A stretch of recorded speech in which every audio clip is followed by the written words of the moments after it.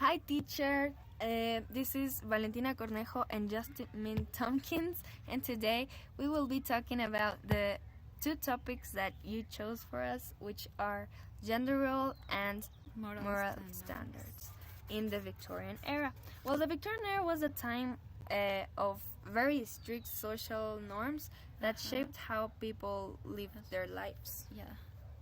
So, first of all, we have gender role. Yep. Well, the gender role was deeply different. Like, the man was the one who have to go and get a job and work from his family, because he was the only one who have to do this. Because the woman was the one who needs to stay in home and take care of the children, and just that in all of her life. Yes.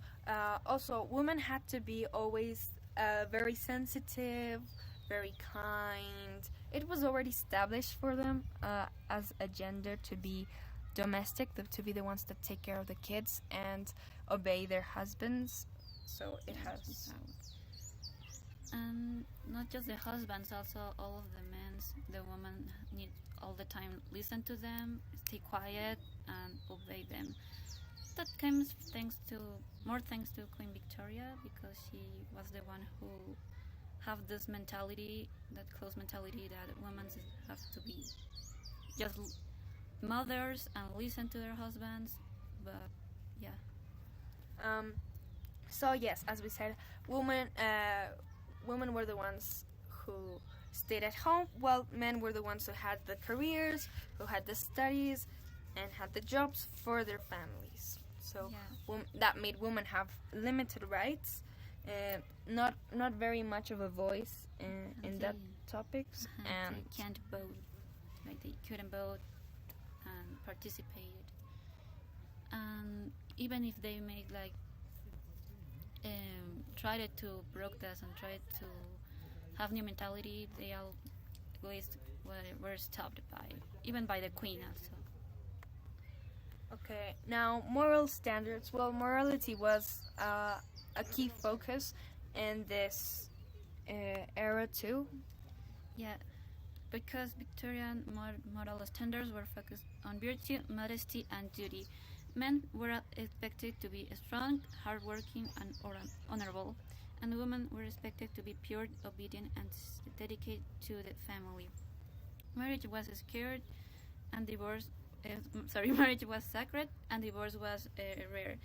The sexuality was a very tough topic, because they both need to be pure when they get married, so they can't have even long kiss or being just that sweet with one another, because they need to be extremely pure. So even they can't spend time alone, they need someone who come with them, so they can't break the code.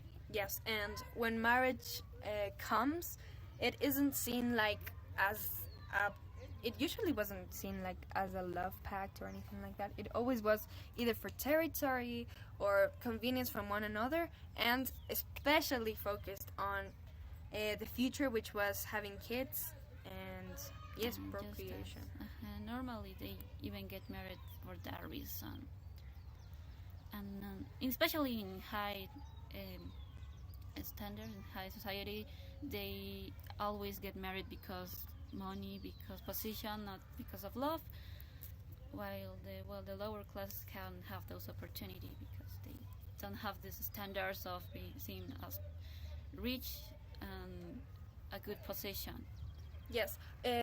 Last but not least is clothing and their behavior. Women always had to be, as we seen in this picture, women had to be always covered and always look very fragile, while men didn't usually care it at all. They always wore fancy things because, as I said before, they work and they're the ones who provide for the family.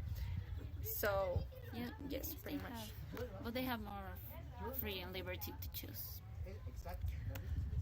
To conclude, we can say that the Victorian era was a time that was very strict for women and men, for everyone. Have a close mentality.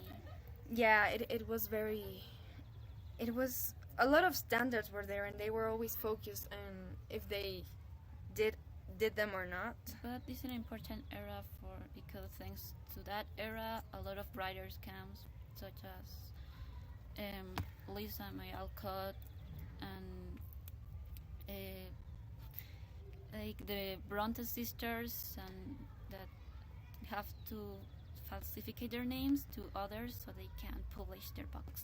Yes, so this era was important because it pushed other times to be better and to, for example, make women have rights like we have now and be allowed to vote like we are now. So it was an age of rebellion afterwards. Also, yeah, have So- a lot of changes. Thank you.